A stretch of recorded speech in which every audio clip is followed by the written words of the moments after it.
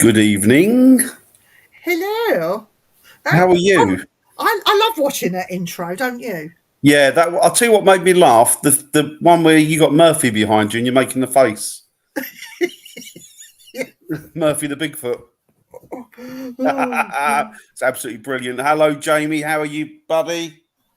Jamie is our mod. Is our moderator for tonight. So he will be modding everybody in the chat. I need to get this shared out, but in the meantime, Dan, I've got to wish David Greenway a very, very happy birthday. It's his birthday, so Happy birthday, David. Send him a shout out and hope his dog's okay. The dog with the vest. Do you remember the dog with the vest? Oh, David. Oh, I know. David. Oh, David. Oh, yeah. Happy birthday, mate. I hope you're having a good one. Glad to hear that, Jamie. And I want to give a great big shout out to, I've been going on about this today and I'm still blown away by it, but a big shout out to Adamant as well. Thank you. And I will be in touch. So big shout out to him too. What have you been up to, Dan? Oh, my eyes are dry. Sorry. Yeah, nothing. Why, William? Absolutely nothing, really. Bit of decorating, as you can see. I'm trying to hold the laptop in a way that kind of it sort of takes the step ladder and that out the back. Where I've been, when Hazel's been up it painting, and I've been doing the low, and she's been doing the high. So yeah, but apart from that, no, not a lot really. I've been pretty chilled today. You've been pretty chilled. Yeah, there's nothing wrong with being a bit chilled. No, and you've had a really exciting day, haven't you? So that's cool. I have. I've been a mess today. Ever since that happened, I have just been an absolute heap. Oh, I'm surprised. It's an amazing thing. It's an absolutely phenomenal thing. You know, it's part of our youth, isn't it? Really, big part of our youth. When you think about it, I'm still young now. What are you talking about? Well, that's true. That's true. I'm the old fogey, you know.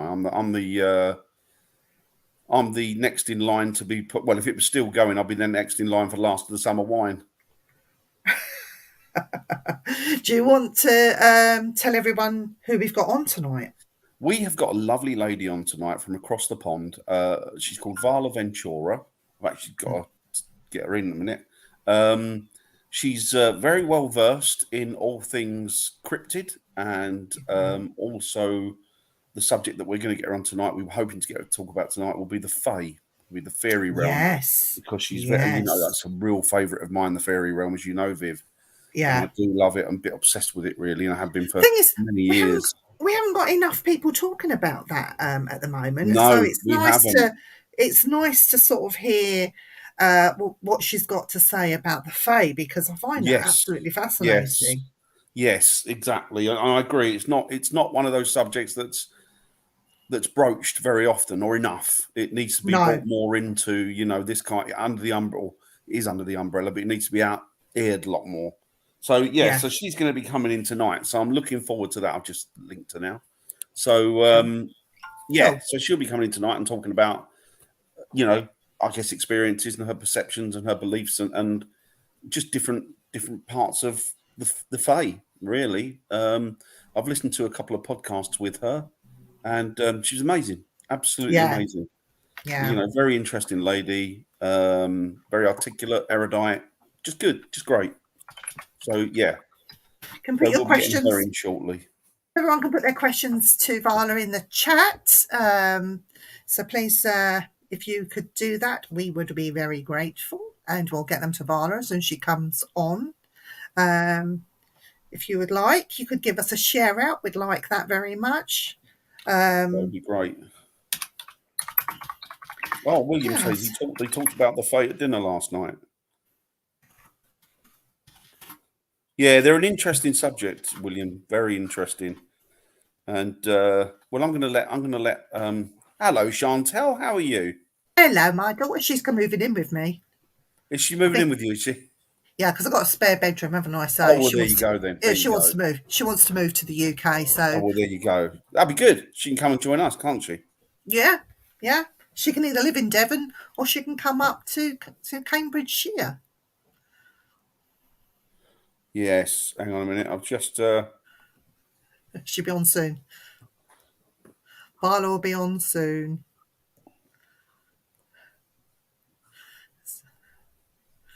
You can see, like, in the background, Dan's been busy painting and making himself look like he's done it all, but it's not. That is. I've just got a message from her. She thought it was in an hour. I was. It's fine. It's fine. But yeah, she'll be on soon. She'll be on soon. I've just sent her a message. No, it's now Varla. Oh, bless her.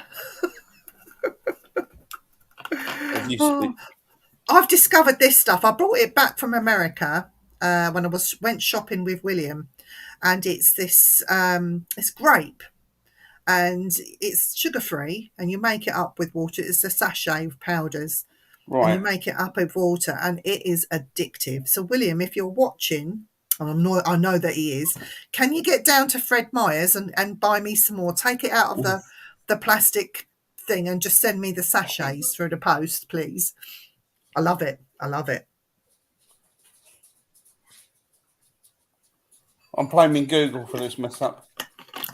Blame Google, yeah. I'm blaming Google. Coffee, please. Nice one. I'm rather annoying. You might regret that. No, you can't be as annoying as my children. Or me. Viv puts up with me. You can't be that bad. I say my children. My children are. My youngest is 26, and my eldest is 34 this year. So yeah, I won't be as annoying as them.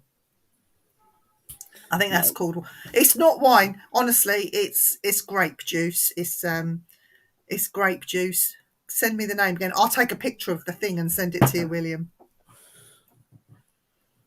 Hi, William. Hello, William. How are you?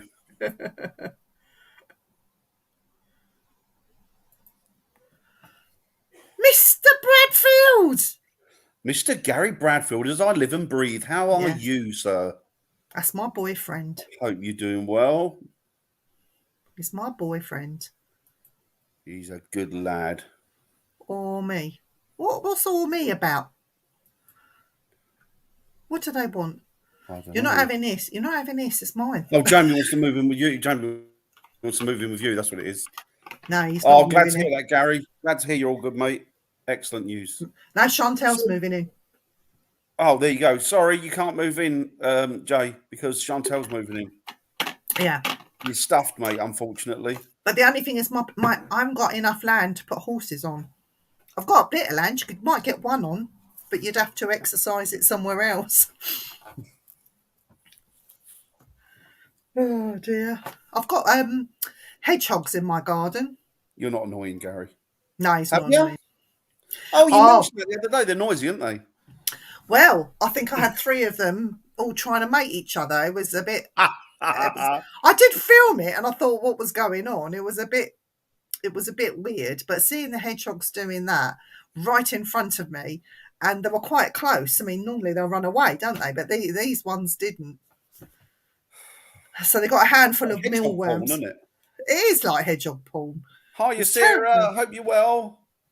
Hi, Sarah, honey. Well, Sarah, I need to speak to you soon, Sarah. Yes. We need to speak to you very soon. It's all right. So you're not in trouble, Sarah. No, not in trouble at all. Perish the thought. Perish the thought. Oh dear. But so yeah, I had some paranormal stuff going on in my garden, which I thought was something weird going on in my garden, and it turned out it wasn't. It was hedgehogs. Hi, Paul. Hedgehogs. Hedgehog pong, wasn't it? Paul, do you want to come on a show? Let us interview you. You've been quite active and busy just lately. Nah. Well, actually, I do believe that, Sarah. I don't actually think it's Sarah. I think it's people around her. Oh yeah, just misunderstood. That's all it is, Sarah. Sarah's all right. It's just the people. It's just other people. It's always other bloody people. Yeah. With all of us, it's always other people. It definitely. But definitely. So, guys, let us know. Anybody wants to come on the show, please message us. Our diaries are filling up very quickly for this year. We have we got 2 more booked in for the rest of the year. 2 more booked in today. I'm just waiting on somebody to come back to help us celebrate on our 2-year anniversary in June. Simply Spooky will be 2 years in June. Can you believe that? Unbelievable. Well, I haven't been on it 2 years, have I? But but it's amazing that you've had it going for 2 years. 2 years. I bet that's gone like a shot, hasn't it? Yeah, I don't know where those 2 years have gone. But if anyone else wants to come on and host a show or do whatever they want to do, that's fine. Let us know. Message your page. We're always open. We don't turn people away, not normally. No. Even the ones we don't like, we don't turn away. We're fair to everyone. We like them all, really, don't we? We do. We do. So we got a 2-year anniversary coming up in June. So that will be an interesting show. And I think we're going to try and get our very, very, very first guest. Bri, can you also message your page? We need to get you booked in to come on a show. Never get turn you some you away, dates William. across. William's family, we never turn William away. No, but actually, William's been on it the whole 2 years and from the first day, I think, really. So, it's going to be a big celebration on June. I think it's June the 8th. We're going to do it online. So, I hope you can join us then. But we have lots of guests in the meantime coming on. Yeah, so we've got quite a few coming on, haven't we? So that's something to look forward to. Next week's guest is going to be... hilarious. William says, not me, surely not. No, William, we're going to keep you private. Yes, you. Oh, not William, you're great. William, there's nothing wrong with you, mate. You're great. And thank you, William, for the invite. I can't wait. Yes. We're doing something private with Mr. Southey, so I'm looking very forward excited to about actually. that, William. Yeah. Thank you ever so much for the invite. It's very kind of you. What was we saying? I can't remember. Oh, yeah, we got some next week's guest. Oh, my God. Make sure you tune in for next week's guest. It's going to be so funny. And we also are going to be discussing something which is groundbreaking in the paranormal. I can't stress how groundbreaking it is. So to find out more, you're going to have to tune in next week. We can't do any more than that until next week till we got our guest. No, that's we've really got to be guided by him, haven't we? I'm booked in sometime after the 8th. Do you know what? You can come on any time you want and help us. Yeah. Yes. Definitely. We need to get Gary back on. We need to chat with Gary. We haven't chatted to Gary for a while, have we? I know. It'd be nice to catch up with him and see how he's doing. And Sharon as well. And of course, Sharon. Yeah, absolutely. Be good to chat to the pair of them. There's lots. I mean, do you know, me and Dan, me and you have got so much coming up within the next 2 years. This year, next year, and the year after. And we've just taken on a private, haven't we? Where I'm not going to say anything about it, but we just taken on a private as well. So we're throwing that into the mix. Help with what? Oh, just to help us invest. Simply Spooky and all sorts of things. We've got so much going on. I'm looking forward to learning stuff. I'm always up to learn stuff. It's brilliant. I do need to pick my phone up, Jamie. You're absolutely right. I do need to pick my phone up. You are spot on. I was up a ladder today with trousers around my ankles because I've lost a bit of weight and they can't hold them. I haven't got braces and I was a roller in my hand. But yeah, you're right. Right, I'm going to introduce Varla. Are you going to do? Oh, excellent. I'm going to add Varla to the stream. Right. Hi. Hello, Varla. How are you? Hi. Oh, good. Hello. I'm sorry. I ended up in a Google mess. Not entirely not all you, because you had me convinced, and so I looked it up, and I came up with the same time as you, which was 3. I said may have been Google then. Yeah, it was Google's fault. I blame Google. Let's blame Google. Yeah, let's. But I had this tiny little bad feeling in the back of my head, so I was out and I came home and I was like, I'm just gonna look at my messages just around 2 just to be safe. It's 2 my time, obviously. Well, to be fair to you, you suggested to me yesterday that it was 2 o'clock.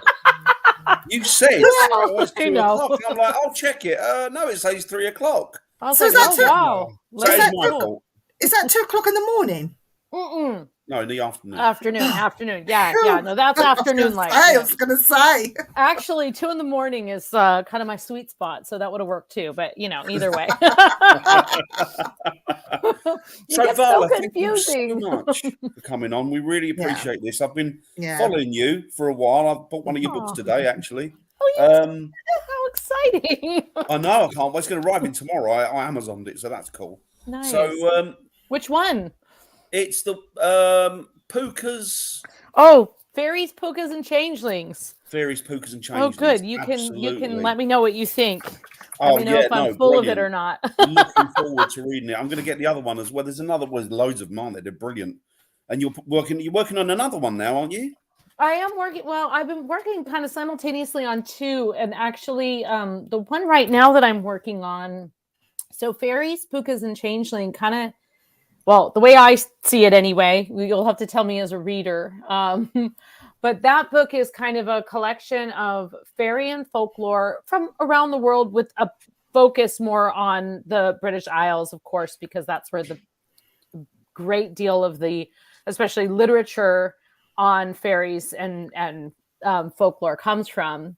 And one of my personal favorites anyway, just sort of always been drawn to that. So I kind of go through all of these different creatures and I sort of look at the fairy. I mean, I kind of take that William Butler Yeats approach to the classification of the fairy kingdom. Right. I read his fairy stuff way too young, so I'm kind of scarred for life with some of that. That's what got you. Yeah. Just, my mom didn't have a lot of qualms about, she never really held back with, especially when it came to books. Yeah, I had access to all kinds of books at a young age, from tarot reading to Crowley to, fairy and folklore. But the fairy book kind of takes a look at the fairy kingdom and the different kind of types of fairies. And it's both a collection of their stories in there. There's different old fairy tales in there. And then it kind of just, for me, there's some connections between, for example, water fairies or fairies that might be considered woodland versus, cavernous fairies or whatever, and or domestic fairies, which are always really interesting to talk about.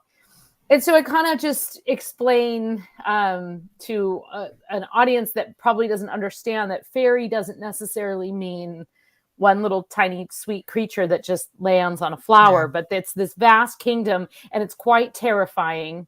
And there's many layers to it. Pukas are among my favorites. They are sort of the trickster, and I like that they kind of tend to play on drunks a lot in the stories. It's like, so you kind of are always questioning the source. You have an unreliable narrator in all of those stories.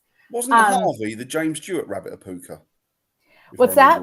I think wasn't the James Stewart, the film you made called Harvey? Jimmy Stewart's. Harvey was the puka, and and actually that's in the book because that was one of my first, because he's just sitting there talking to this large pink rabbit, and everybody just thinks he's a drunk and kind of dismisses him. He embarrasses his sister all the time, but he's just contented with his cocktail and his giant rabbit. So I love that. That's another element of the trickster, right? Like making you question yourself or making people question you, and whether or not you're a sane person. And I guess that's what the Fey Kingdom seems to be about, doesn't it? I mean, I'm getting they're not all tricksters, but a vast majority of them, it seems to be their culture that they are very tricky by the essence of what they are. Right. And even like symbolically how that kind of, why we need that, right? We kind of need that. I feel that very strongly with all kind of fairy and folklore and such. Is just that we really need that, the art of the story, to kind of make us pause and look at the world differently and actually suspend our beliefs or our disbeliefs for a while. So, when someone's telling you a really good story, you get lost in that story. And for that period of time, nothing else matters. Time doesn't matter. I mean, maybe you're like itching your nose or whatever while you're listening, but mostly you're just thinking about this story, and could it happen? Could you're putting yourself there? What do these things look like?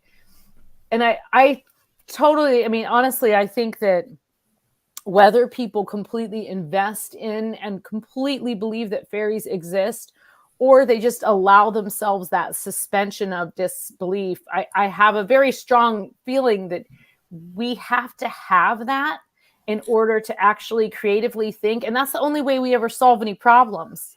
You know, you're not going to find a cure to a disease because you're sitting there looking at the same thing over and over again, doing the same thing. You got to suspend the thought that you have to just believe that there's something else you can do. There's some other kind of, you have to have that, suspension of doubt to invent things. Right. So that's where I think fairy tales in particular really belong in our culture, whether it's written, oral,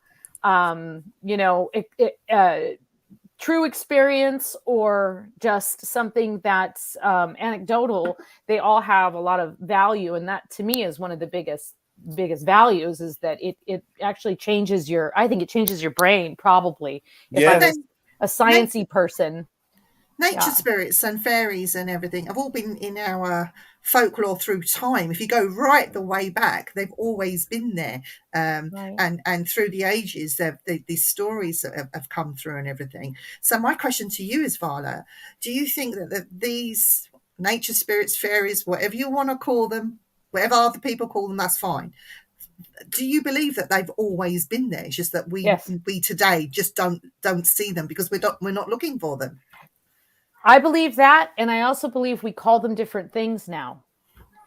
That's what I think happens. And actually the book that you were talking about, The Fairies, Pukas, and Changelings, that book really changed my perspective a lot. Prior to that, I had done a little bit of like diving into some of the fairy and folklore, just sort of beyond like what, is readily accessible. And I started that's actually what kind of got me to write that book, because I started kind of wondering, like, who's to say, now I'm not going to discount anyone's experience that they've had, but as I'm reading these stories and I'm reading about these poltergeists, and then I'm reading about these little hobgoblins that if you misbehave or if you don't help them clean or you don't leave them an offering, they pinch you or they scratch you in the night. And I'm thinking, boy, that sounds like a poltergeist. Yeah. And the lapse of time, right? And the idea of like when like alien abductions and people sort of like dropped off and wandering along some kind of dirt logging road or whatever. And and that's falling asleep on the fairy mound right there. Yeah. So I'm not gonna be the only person to stand up and say, hey, we're aliens are actually fairies. Like, do you know what though? I agree with you. I think to myself, often, when you look at things like the cryptids and you look at things like Bigfoot and that, and how they can be there one minute and gone the next, and you think, well, is it interdimensional? And interdimensional is something maybe the Fey, they can do. Yeah. So does it mean, to me, these creatures, these cryptids, to me, people have asked me time and time again, what do you think they are? What do you think they come from? What do you think do you think they're this? Do you think they're that? I'm erring on the side of that they're Fey. I'm totally leaning that way myself because they fit the criteria, right? They can disappear when they want, right? So they've got the magical cloak, right? Which the Manon MacLear gave the cloak, and hence the fog around the Isle of right. It's still called that, right? It's still referred to as like his cloak. Yeah, they've got that. So they've got that. They've got the ability to suspend and speed up and just sort of manipulate time. Yes. Because fairy time is different. Okay, so that fits. Yes. I mean, and then actually, if you go back, for example, indigenous stories in America, you have quite a few places. I grew up in Northern California. I now live in Minnesota. Both those places have, within the indigenous cultures, have stories that are very Bigfoot-like. There are creatures that are very, could, by today's standards, fit into a sort of a Bigfoot type category. And so then you start thinking, well, then they have always been here. I've heard many stories about little people in various regions in the United States, about little people that live in a certain area that, you know, the people native to that area are conscious of whether they'll, you know, go on that part of the mountain and things like that. So it's not just, you know, the kind of, I mean, these are stories that already existed before we even started asking about them, Yes. right? So Yes. yeah, I mean, why not? Now, aliens, I've heard some pretty amazing theories over the years from, you know, especially from people who are practicing magicians in particular, like high magic, who believe that, you know, aliens had something to do with the pyramids and kind of like setting us up for that's what the ancient Egyptians were actually depicting. And, you know, you can see these things sometimes on like those shows late at night, the like, you know, ancient mysteries. You see some of these theories. Yeah. And again, like, I can't very well prove it one way or the other, right? So I can't very well discount somebody's theories.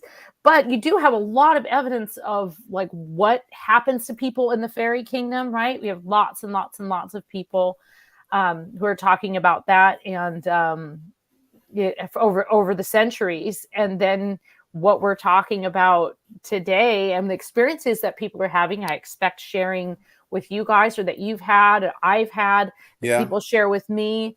Those are the kind of stories that I would just tell you around a campfire. But right now, this is our campfire, right? This like nice little computer box is our exactly that campfire. Yeah. I mean, I believe in it fully. I believe in them fully. I completely buy into it. You know, I've had a couple of experiences. One was particularly. There's one I've never talked about, and I never. Oh, Dan, tell Mara about that one on the way home in the car that you saw at the side of the road. I was coming home from yours, Viv, wasn't it? We did an investigation. I was coming home in the early hours of the morning. It was about 3 a.m. And normally, I mean, we're paranormal investigators, so we're ghost hunters, really. It's what we are. And if I have an experience with what I believe to be a spirit, I get very edgy, and the hairs go on the back of my neck, but it's almost like I can't breathe. I get this. It's like somebody's taking my breath away, like jumping into a really cold bath, that type of thing. And we were coming back, or I was coming back one morning from Viv's after an investigation, and it's always in that betwixt time. It's always when your mind is at its most relaxed. And I saw this guy to the left, and he was in a bush. 3 o'clock in the morning. It was raining, absolutely stark naked, but he was just crouched there and looking from the bushes in the countryside. Normally, if I'd have seen somebody who was like that and they were they were naked, it wouldn't affect me. It wouldn't, you know, I just wouldn't give it. I think, oh, somebody's out drunk or what have you. But there was something about this guy, and that came over me. The loss of breath, the hairs on the back of the neck. It was just, and I thought, yeah, this is something I get when there's something that is not quite right around, and that was one. But that's not. I mean, that's nothing. There was one. I did an investigation years ago. It was an old witch's wood where it was a lady who lived local, and she'd sort of looking at the 17th century, and she'd been ousted by the villagers, and she went to live outside of the area in a cave, and I was there investigating, and with us we had a heritage witch. So it had been something that had been handed down from her family. She wasn't Wiccan; she was a heritage witch, and she was very proud of that, which she should be. Oh yes, that's going to be very specific. Exactly. I know exactly. Yeah, you know exactly. Important. Exactly, and it got very, very dark in this woodland where we were. I mean, it got pitch darker than dark. And it was like somebody throwing which is something that happens with the paranormal anyway, isn't it? It was like somebody throwing a cloak over, and then you heard whispers, Excuse me, and then you heard little voices, and then you heard this, and then you heard that, and there were giggles and stuff like that. Oh. And I said to her, "What on earth is going on here?" And she no, she went, "That's absolutely fine." She went, "That's just the Fey." She went, "That's just nature spirits." She went, "They're just coming in, they're interested and having a laugh, and you know, they probably think we're idiots." That type of thing. You know? And then I had one as a kid that I never speak of because of ridicule, and I will never speak of that because I've got no answer for it. And if I were to tell people what I'd seen, they would think I was a lunatic. So I never tell them. I bet I wouldn't think you're a lunatic. You probably wouldn't. I'll probably tell you after. Yeah, you can tell me after. So when we come off never tell anybody. I've never told a living soul. I've never told my parents. I never told anybody. My parents were like, they came from Ireland, so they were very au fait with the Fey, as it were. They believed in it. You know, this was part of the culture and the history, and they'd grown up with it, and they still believed. You know, well, they didn't believe. They knew. As far as they were concerned, it wasn't a case of believing. It was a case of whether it's a fact. These elements or these beings are there, and that's it. But Gary says something which is really lovely. Oh, right. He says, I prefer the theory that the Loch Ness monster is a water fairy rather than a whales. So you know what? I'm sorry about being rude. So he loves the fact that, you know, you mentioned water fairies and he's attributing that to the Loch Ness. And that's the thing, isn't it? Even things, I believe that mermaids are a form of Fey as well. You know, yes. I got a whole book just on mermaids, actually. Oh, have you? Yes, I wrote a whole book just because they deserve their own. They just deserve their own book. I mean, they just do. Mermaids, and there are some other. I do talk a little bit about some other water fairies in there, and I think I managed to throw a few mermaids into the fairy book.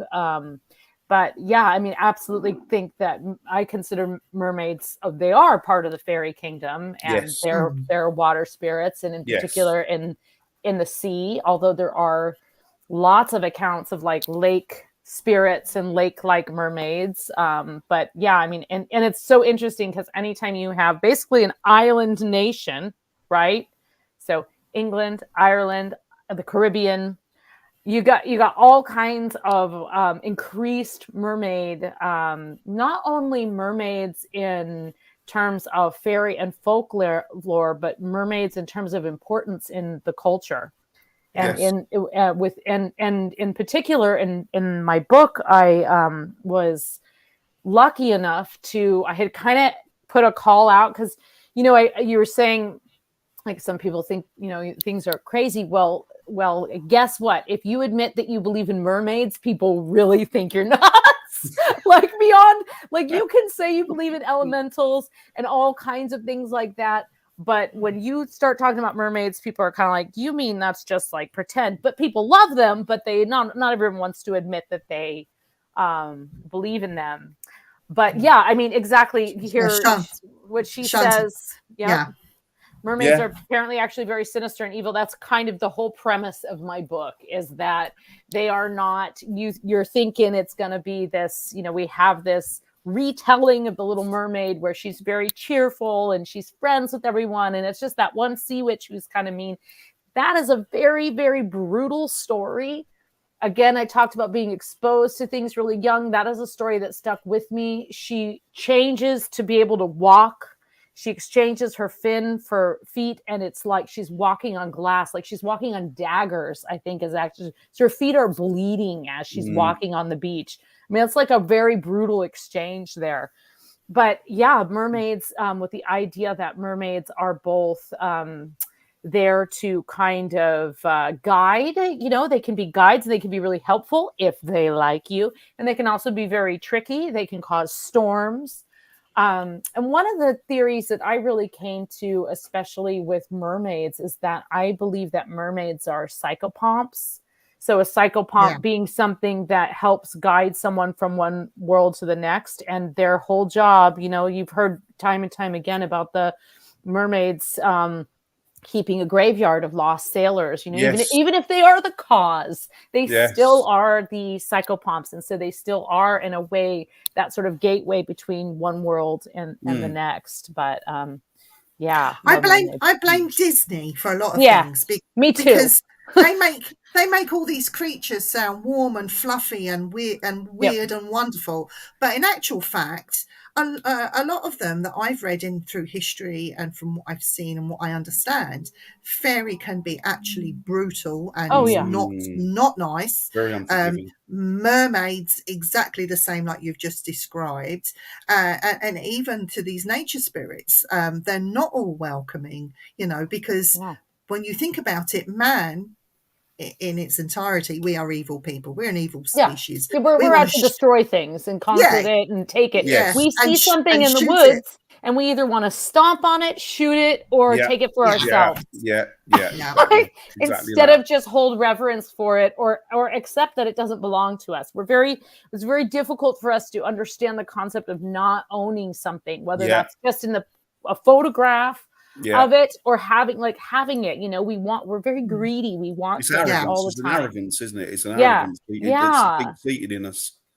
Yeah. Well, it's interesting because my mom has worked with fairy spirits for many years, and she had this great thing happen finally after like years and years. I mean, we're talking like I was one of those kids, I said before, my mother's bookshelf is responsible for a great deal of who I am. I was an early reader, and we had the magic of Findhorn up there. We had lots of tarot, Dion Fortune, quite a bit of Dion Fortune, things I didn't fully understand, astrology. My mom did our birth charts before she wrote in our baby weights. That was just how it kind of rolled. So I guess that's the hereditary part there.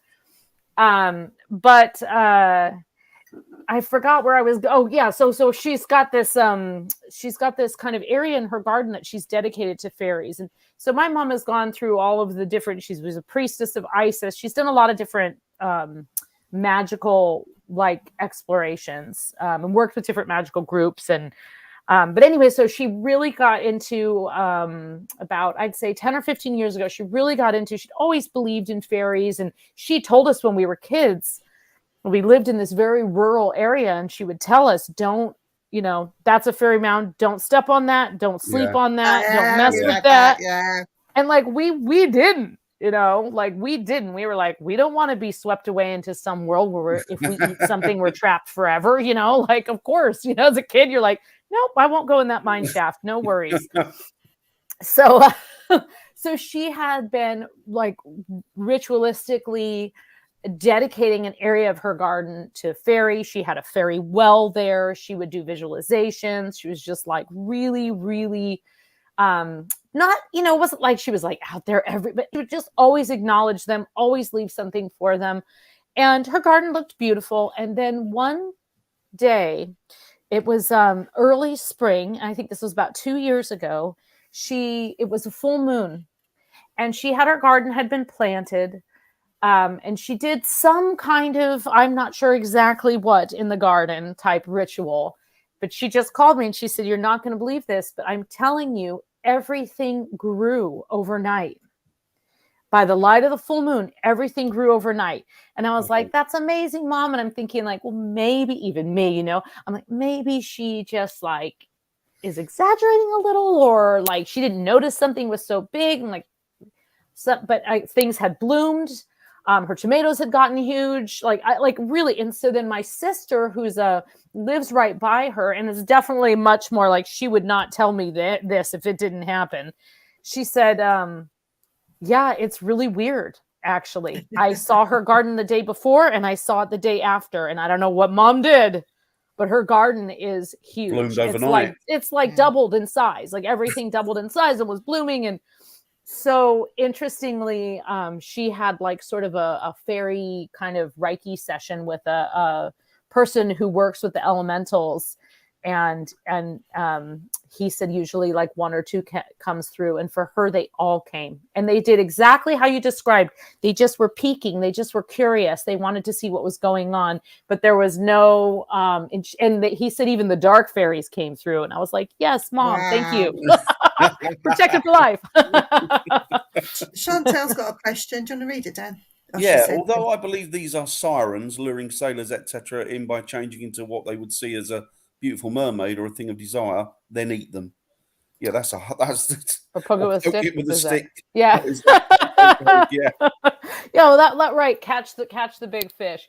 And mermaids are so fun because you have like just everything from, I mean, you know, like they're pirates. There were a lot of pirates that were very afraid. Blackbeard was afraid of mermaid infested waters. And there were places like, especially in Florida, where they would, you know, and as you went down into like the Keys and such, there's all kinds of areas where there's also manatees there. Yeah. And one thing that manatees like is shallow water because they like it warm. So whether you think there's actually mermaids there and all your sailors are going to jump over the ship and just like go for it because they're, you know, they've been desperate and alone on a ship for 3 months with a bunch of stinky men, you know, like whatever you think is going to happen. But in reality, if you have an area that's infested or populated with manatees, you're going to run aground.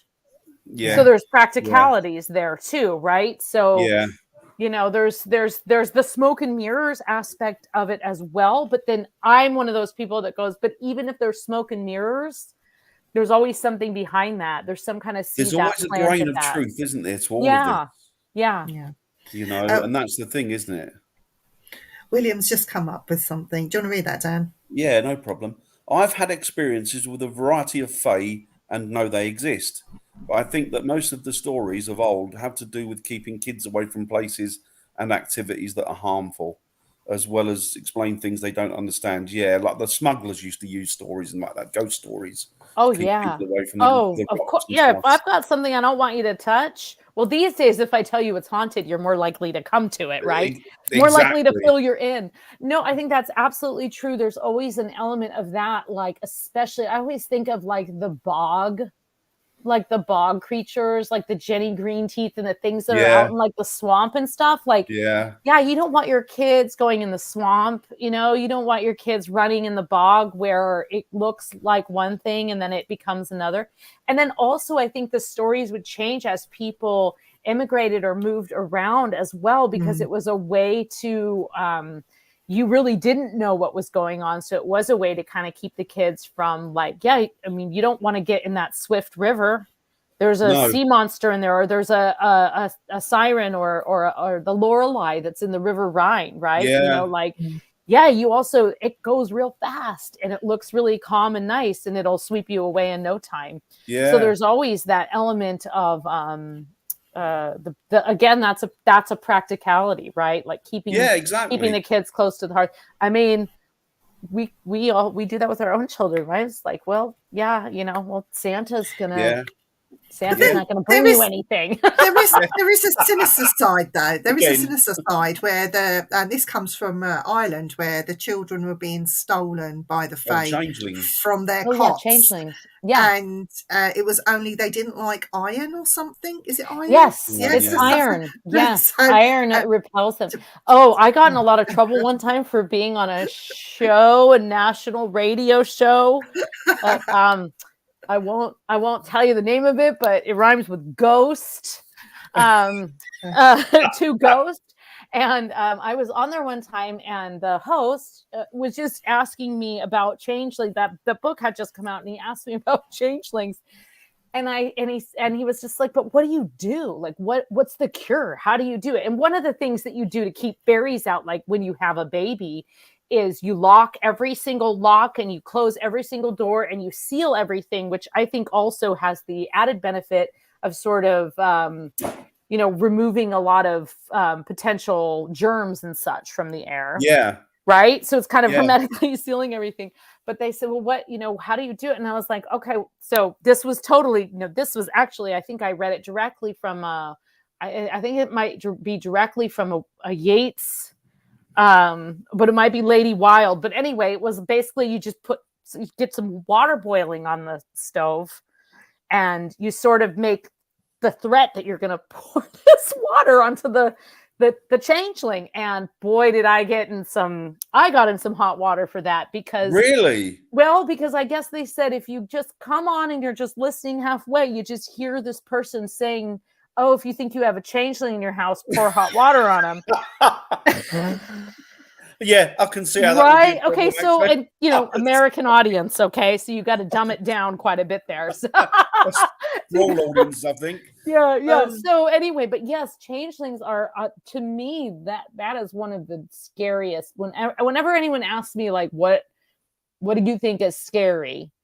I think banshees are pretty scary, and I think changelings are pretty scary. Yes. And the thing about the changeling thing, there was a story, as recent as I think it was the sort of early 20th century. There was a case in Ireland, wasn't there, where the girl they murdered the woman. Okay, so that's the thing is you also, when you're looking at some of those stories, it's you have to also and I definitely realize this. Well, there's multiple things happening, right? First of all, you're looking at a lot of times if you're looking at something that was written in the 17th, 18th, or 19th century, you have a very specific viewpoint. Yeah. And the people who were able to read and write and record were people typically that were a certain class of society. They probably had some kind of affiliation with the church. Like a lot of the gathering of material were like reverends and things who were able to actually go to, convert the heathens, and then they would collect these stories, but it would always be put down with some sort of like Christian moral would get worked in there, right? Yes. So that's like a big majority of the literature that you have. So you're looking at that. And so when you're reading these things, you always kind of have to take into account, like I always like to do a little research of who is this person that wrote this account. And actually, my favorite collection of fairy lore is by William Wirt Sykes. And he was a consulate. He was like the consulate I believe he was born in New York, but he was sent to Wales as a consulate. And he became, and this was about I'd say like early 1800s. I want to say he wrote this book in like 1835 or so. And he was very fascinated with the old ways and the way that things were, especially in rural parts of Wales. One of his jobs was to go around and like talk to people and meet people. And so he began recording stories, and there's this book, and you can find it. It's real intense. You can find it on like, if you have access to Gutenberg, which is an online archive of books that are in the public domain that have been scanned. Well, as in like the Gutenberg press, that type of... Yeah. It's called Gutenberg.org after that. Yeah. And so it's the Gutenberg Library. And anyway, you can find this book. It's called British Goblins, and it's by William Wirt Sykes, and it's very thick. And I would love to have actually a physical copy of that one day. But it is, there's drawings in there, and there's stories about funeral customs, sponge cakes at funerals. That's one of my favorite sections. The occult power of goats. I mean, it's just like, it's just the most amazing book. It's the most amazing book. I've drawn on it for sources for years because it's thick language. And then he also includes a lot of the Welsh words. So there's layers there that you have to unpeel, trying to understand exactly what he's talking about in some cases. But it's like, everything will-o'-the-wisps. And it's one of the best collections of regionally specific folklore that I've seen, especially written by someone who was there as a visitor, but he kind of pulled a William Butler Yeats thing where he went around and started interviewing people. I mean, it'd be like, I'm sure when you guys go on vacation, you start asking people for their ghost stories, right? It just happens.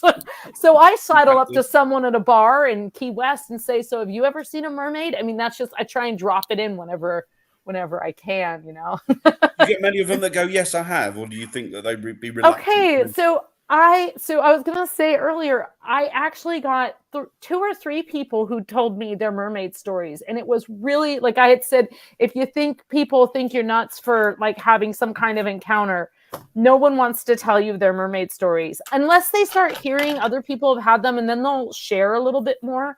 So over the years since I published that book, people will tell me stories, especially people who like fishermen or people who just like live on boats and, you know, are out at sea a lot more, they have more stories.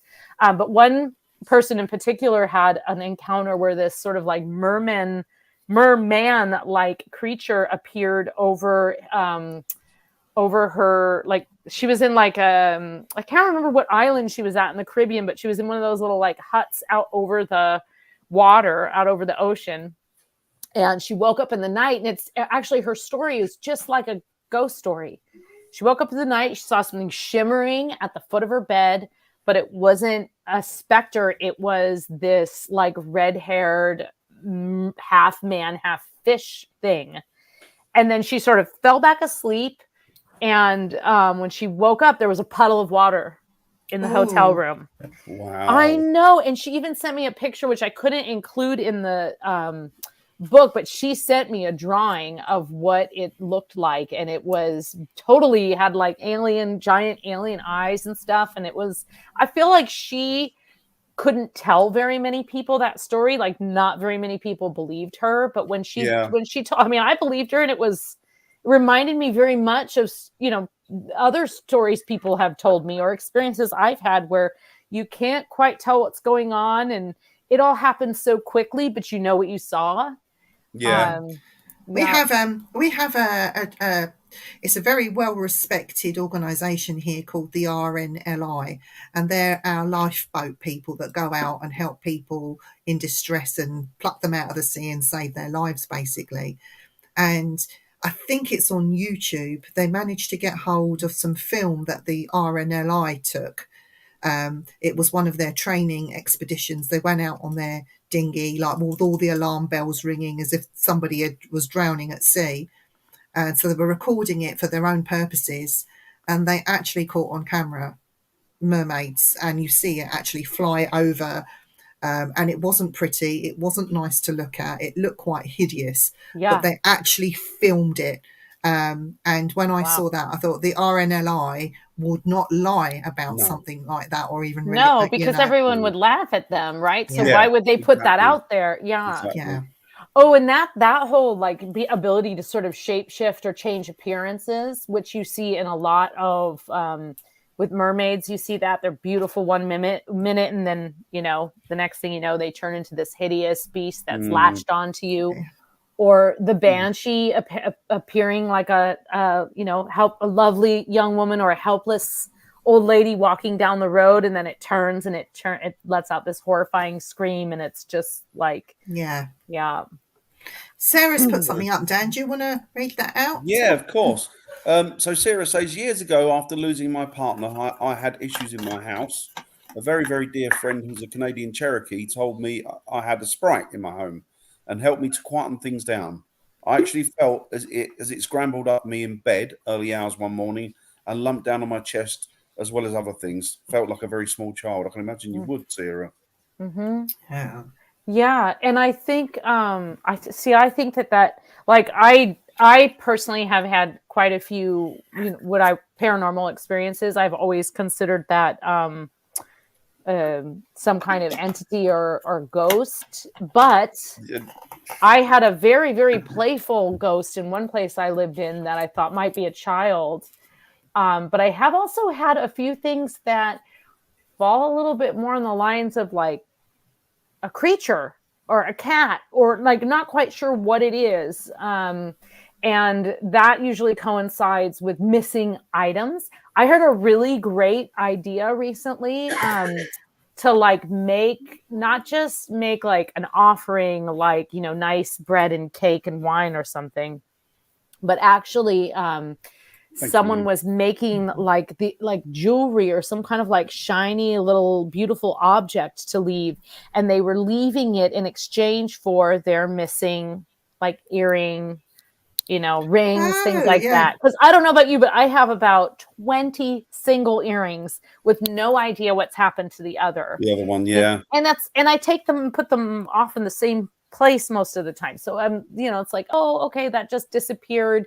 I must have fallen asleep and taken, you know, you kind of, but once you have 20, you're like, okay, either I am completely not paying attention, which is possible, or something is snatching them. And the house that I live in now, I was working on that fairy puka changeling manuscript, and an entire chapter got snatched. So I'm kind of thinking that I just kind of try and keep nice even keel, but I've never deliberately made a shiny gift like that. So that's probably I should try it and see if I get it. You see, now this is what I think, Varla.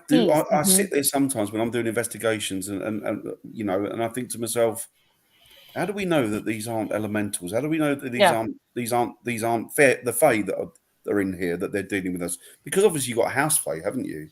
Oh, absolutely. And it does make me wonder. Sometimes I question. I think, am I dealing with a human spirit, or am I dealing with a nature spirit? Am I dealing with a member of the Fey? Yeah, because I've even had people do like a remote viewing of my house and tell me there's no, like, I knew there weren't any ghosts in this house as soon as I walked in, but there's something in this house, and it's a strange house. I've never lived in a house like this before, but half the house is under the ground. So there's your... So I don't know what that was. It was outside. Oh, really?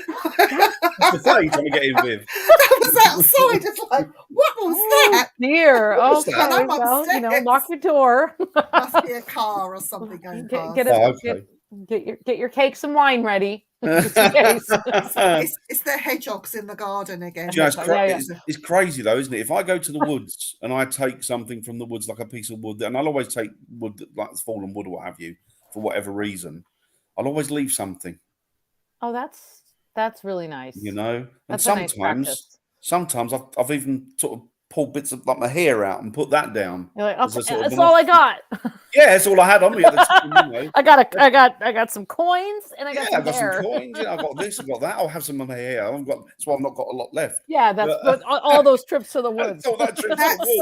That's why they think that they've got Bigfoot hair, and it's really yours, Dan. It's my hair. Yeah, it's my hair. Absolutely. But there are a lot, but that's little things that I think. Obviously, from my family and my mum and dad, and I think those are the type of things that you do. It's a respect, isn't it? It's a trade. It's a thank you, and it's also not wanting to get bitten in the bum when you go home and you've not sort of acknowledged them. Maybe that's where the term hedging your bets came from. You hedge your bets, right? Yes. You're just like making sure you're going to be okay either way. Well, maybe you're actually like leaving a little something literally in the hedge, right? Yes. Absolutely. Yeah, absolutely. But it's the little things, isn't it? I mean, there's probably a lot of stuff that we do today that still harks back to those bygone times when we dealt with those elementals and things, William's come up with something. And the question is, how would the Fae react to some kind of ghost or entity in your home? I mean, would the Fae not like that? Do you think that there would be a conflict or a fight for that? I feel like you could, if you had a good relationship with the Fae, you could probably call on them to protect you. Yeah, but I've certainly heard of ghosts duking it out.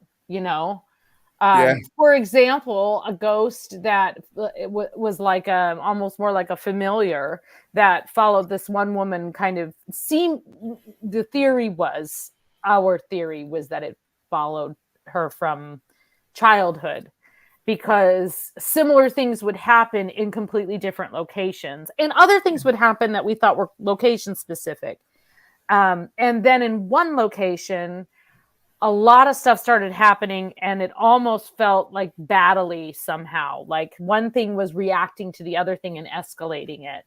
So I don't see why. I mean, in some belief systems, the other side is the same thing, whether it's full of ghosts or fairies. Now, people don't always cross over into the Fae. They have other options, right? Depending on what you believe and who you were as a person living. But in some belief systems, and many belief systems, that other world accompanies it. And you see that actually even in Celtic, the underworld, the other world, is full of vampires and ghosts and werewolves and all the creatures of the Fey. And one of the ways that you go to meet them is to go underground into some kind of cave, right? Yeah. So that's a way to kind of connect and kind of go into that journey. But you definitely can call upon the Fey to help you. And I think it's probably for people who are inexperienced. I think calling upon like a helpful fairy or Fey entity is probably a little safer than messing around with ancestors or ghosts if you don't know enough about ancestral magic. Because you're probably gonna, you might get a greedy fairy or something, but you're not necessarily gonna get something that will, follow your children around at night. I don't know. Yeah, exactly. So Dan, Sarah says, I'm glad I've tuned in tonight now as more confirmation we are not suffering from psychosis. No, so no, perfectly normal. It's all normal. It is. They're the abnormal ones out there saying we're not normal. Exactly. Well, I know where I'm going when it's my time to pass. I'm going to go and live with the Bigfoots. Oh, nice. That'd be cool, wouldn't it? I thought you were going to say you were going to hunt Dan. Well, yes. Well, I am going to do some things to him. I'm completely unobservant, so I wouldn't know if people were haunting me or not, to be honest. He's going to know. He's going to know. I'm going to slap him. You're going to flick him on the forehead. No, I've been flicked on the forehead before, and I think now that I think about it, I think it was probably my grandma, because who else is going to twack you on your forehead, Yeah. I'm going to put scratches, upside down crosses on him, so he's really going to freak out. So you want a scratch? Here's an upside down cross. Hi, Dan. Viv was here or something like that. Yeah. How about a V? Put a V. It's the best letter, and it's easy. But that's brilliant. Thank you so much. Do you have a website or anything like that? I do. Yeah, thank you. Let me put it in the chat. Yeah, it's varlaventura.net. So it's not .com, it's .net. Don't know what happens if you go to .com. I lost that domain, and then I got one of those messages. Hey, you want to buy this domain back for $6,000? It was like, the day I make $6,000 in royalties, I'd happily buy that back. Yeah. But in the meantime, I'll go with .net. So it's varlaventura.net. That's my website. I actually have I have information about my books up there. I've got a little store with funny little things. Like I made a baby onesie that says changeling on it for little babies. I know, so cute, right? And I got a nice a vampire ball cap that says all nighter on it. So just some fun things. Whenever I think of a good pun, I turn it into an item. We need a onesie for Dan that says change. It'd be a 40s, I should think, to fit me. Actually, they do have adult onesies on there. I could see if we can make one in your size.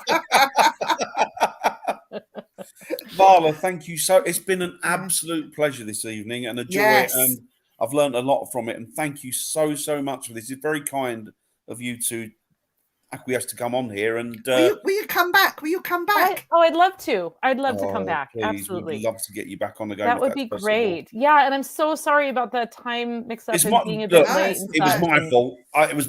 It was half me, half Google. But let's go 3, 3, and 3. Okay, some of it was me too. You're fine. You told me the right time initially, and I questioned it. I listened to you, so that's on me. I'll tell you what. There's a lesson there for everybody. Don't listen to anything I say. Just check with Viv. Check with Viv first. You don't Varla, listen to me. I'll sort it out next time. Well, now we know. Now we know what the time difference is, no matter what. I think it just doesn't change. So there we go. We're 5 hours. Any questions in future, my answer will be refer you to Viv. Yeah. Don't check Google. Varla, it was my pleasure.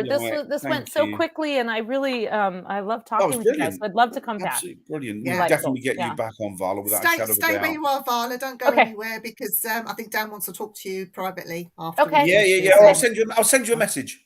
Okay. Either way, it's fine. Yeah. Thanks again, Varla. Take care, everyone, and we will see you all next week. Take care, everyone. Bye.